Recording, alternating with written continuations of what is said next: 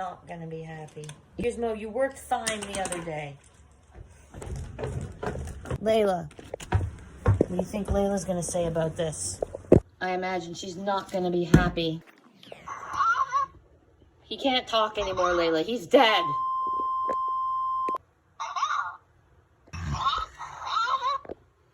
Gizmo, talk to us. Layla, she's trying all her charms. Layla, he's dead.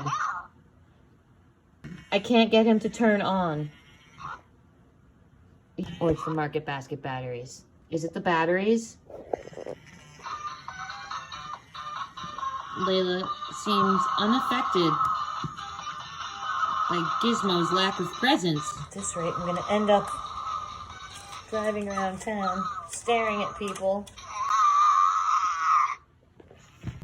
Seeing as Gizmo is on sabbatical and it's almost 9 o'clock on a Sunday night, the only things left to do are drive around downtown looking at people doing weird things from afar, or go to Walmart and look at weird people doing weird things up close.